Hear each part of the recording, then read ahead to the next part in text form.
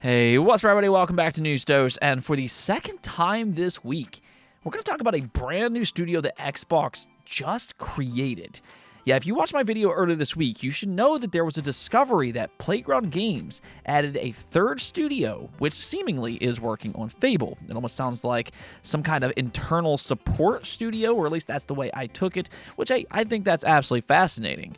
But with the information that we gathered today, they just created yet another studio, and this apparently is a part of their new strategy to better prepare for the challenges that the game industry is currently facing. So we're going to talk about all of that today, as well as some Nintendo news. I know Nintendo news has been a little bit dry here recently, but according to a new leak, that could maybe change sometime here in the near future. Before we get started, though, if you like this type of content, do make sure to hit that subscribe button. That way, every time I post a new video, you'll be one of the first to be notified. With that said, though, let's just go get right into things, starting off with some great news as we head into the weekend. If you need something to play, you might be interested in the shadow launch for Valorant on consoles. Yes, it is finally available for the Xbox Series and the PlayStation 5 after a long 4-year wait. Better yet here is that it is a free-to-play game, much like its PC counterpart, so anybody and everybody can try it out. And, you know, this has been one of the most popular competitive shooters since its release back in 2020. Now, there are a few things to note here, though. If you play on PC already, its console counterpart does include cross-progression, meaning that all of your progress and your skins will carry over across PC and console. However, there will not be crossplay between consoles and PC, which personally, I 100% agree with that call. A mouse and keyboard is much more accurate than a controller, whereas consoles, they really do rely a lot more on aim assist. So there's just not a perfect way to balance characters for both control methods, and PC does have a clear advantage when it comes to precision-based characters. Now, I will say that controllers have improved things with the inclusion of things like gyro support, but unfortunately, Xbox controllers still does not have gyro support, which is something that they really need to address in the future. In this case, it calls Valorant not to include gyro support for either console. That way, there won't be an unfair advantage in crossplay between Xbox and PlayStation. Now, I can understand why some people on PlayStation might be a little bit annoyed by that decision. Now, if you're on Xbox, though, and if you're an Xbox Game Pass Ultimate subscriber, one really cool thing for you all is that you'll automatically unlock all agents at no extra cost. So that is a very nice bonus to have that will immediately make Valorant that much better. Either way, though, this is great news as we head into the weekend, and if you're interested in Valorant for console, it's available right now. Oh, and apparently, Gamescom won't be the only gaming event for the month of August, because Disney reportedly will hold another D23 event on August 9th to August 11th, where they will have a major focus for gaming. And this is something that we've seen from Disney these past few years. Disney has made a big push into gaming with various license deals, and in fact, you know, they've showcased some of that at previous D23 events. That's where they revealed the Captain America and Black Panther game developed by Skydance Media. So if you're interested in any of their franchises, this might be an event worth keeping an eye on. Not only could they announce something brand new that we've never seen before, but they could also give us updates for games like Indiana Jones. They have Star Wars Outlaws coming just later this month, or hey, they could even give us an update for that Captain America Black Panther game. So there's a lot of possibilities just given how many franchises Disney owns. So again, D23 will take place on August 9th to the 11th. Okay, so let's go and talk about this new Xbox studio, and this could potentially yield some really exciting games, especially if you like Blizzard franchises. Yeah, apparently Microsoft wants to better serve some of those long-requested Blizzard games that we haven't seen in quite some time. Maybe a new StarCraft is a little bit more likely now, because according to Jez Corden over at Windows Central, he said, "Our sources indicate that Microsoft and Activision have approved the creation of a new team within the Blizzard subsidiary, comprised mostly with employees from King. To that end, we're told Microsoft and Activision's new team within Blizzard is tasked to work on AA smaller games based on existing franchises within the Blizzard universes." Now, Blizzard games include some of the most beloved franchises out there, such as Diablo, Overwatch, StarCraft, and even World of Warcraft. So according to this information, we could maybe see some smaller takes for any one of those games thanks to this new team within Blizzard. But I do think the employees are really interesting in this case and could actually tell us a little bit more about what they're potentially doing. He said that this team is mostly comprised of King employees, which their expertise is for mobile games.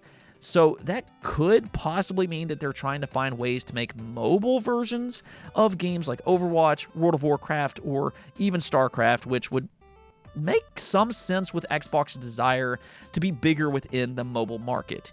In fact, we just got news that testing for the Xbox mobile store recently started up. So they still have that store right around the corner, and I mean, I'm sure that Xbox is trying to prepare content for that store, and this team could be one way for them to do that. Now, I mean, they could be working on just traditional games, but if they are working on mobile games, that doesn't necessarily mean that their games will be mobile exclusives. This new team could actually be working on games that are capable on both console and for mobile, similar to how games like Genshin Impact works. That's a game that's been very successful across both mobile and console. And I feel like that strategy would actually suit Xbox very well, considering their presence in console and PC gaming. That could be a better approach for them than just for them to release games exclusively for mobile and nothing else. Regardless of what platforms they're making games for, though, what we do know here is that they are entirely built to take advantage of Blizzard's beloved franchises, and that's where I think this strategy gets really interesting. Suddenly, games like a new StarCraft, which Sarah Bond ironically mentioned earlier this year, seems a little bit more likely. Now, Jess Corden mentioned something else in this article, though, that I thought was rather interesting. He said, "Sources tell me that Microsoft is keen to explore and experiment finding success out of smaller teams that are also integrated with larger organization, almost Nintendo style for seamless collaboration. Microsoft and other big publishers are increasingly concerned about the monstrously ballooning costs facing AAA game development, and having studios cross-collaborate more closely is one way Microsoft is exploring reducing costs." So it almost sounds like this could be the beginning of a new strategy for Microsoft. Obviously, we've seen the risk for AAA games these past few years, so it's nice to see that they are aware that they need smaller games as well. But this idea of a seamless collaboration between studios, I think, is really interesting on paper. In a way, it could open the door for any studio within Xbox to work on an IP that another studio has created. Let's go and take Fallout as one such example. I know a lot of people are wanting a new Fallout game right now, but the thing is that we all know that Bethesda has no plans for Fallout 5 anytime soon. You know, their next big game will 100% be the next Elder Scrolls, which, hey, that's very exciting. But the downside is that also means that it might be another 6 to 10 years before we see the eventual Fallout 5. You know, that's a long time to wait for a game, but if these studios can collaborate more, well then suddenly games like Fallout New Vegas 2 might make a little bit more sense. Now, I'm not saying that will happen, but with this news, I wouldn't necessarily be surprised if more small teams crop up across different Xbox studios to take advantage of their just absolute treasure trove of IP. I mean, they have so many franchises under their belt by this point, whether that be Crash Bandicoot, they have Spyro, they have Banjo-Kazooie and all the Rare games, they have the numerous Bethesda games, the numerous Activision Blizzard games. I mean, they just have so many games, and by creating these smaller teams, they could maybe make some smaller games out of all of these IP that they have. Now, that's just an idea, but let me know what you all think about all of this news. Do you think it's exciting or no? Okay, now one last thing before we go, we actually got some Nintendo news. You know, they've been a little bit quiet here recently, but two different things happened this past 24 hours. The first of which is an official announcement for Pokemon Mystery Dungeon Red Rescue Team. It's now slated for an August 9th Switch Online expansion release.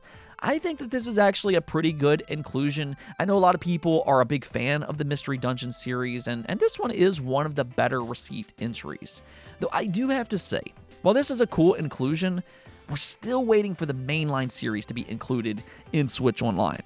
I mean, I feel like if Nintendo really wants to increase their subscription count, the mainline Pokemon games with online functionality, I'd say that that's really their best opportunity. I think a lot of people would then subscribe. So I'm a little surprised they've dragged their feet for this long. I thought maybe before that was just because of, they had the 3DS games that they were still selling, and they were actually still selling very well. But hopefully, this is just the start for more Pokemon games on the Switch Online service. Now, as for the other Nintendo news, this is just a rumor, but according to a fellow YouTuber by the name of Nintendo Prime, his source allegedly received an email that indicates some unannounced Switch games, including a new Kirby title that is still to come up until Q1 of 2025, and this could possibly indicate a soonish Nintendo Direct. Now, I'm going to go ahead and link his video in the description below. That way you can see how he got his information and specifically what that person told him. I think Nintendo Prime does a good job with his content, so big shout out to him.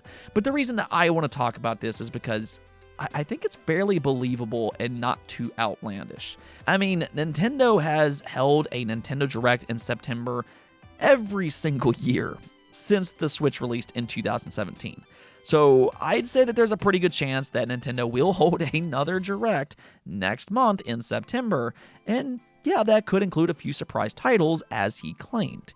If his information proves correct, then maybe some of those rumored games will finally become a reality. We're still waiting for some of those GameCube remasters that we keep hearing about, or hey, even Metroid Prime 2 and Metroid Prime 3, which I think makes perfect sense leading into the release of Metroid Prime 4 for next year. Either which way, though, if this rumor turns out to be true, then Nintendo news could start to pick up sometime again here real soon, so go and make sure to hit that subscribe button, and of course, I'll keep you up to date with everything that we hear. Anyways, though, that's going to be it for this episode, but until next time, subscribe and peace out.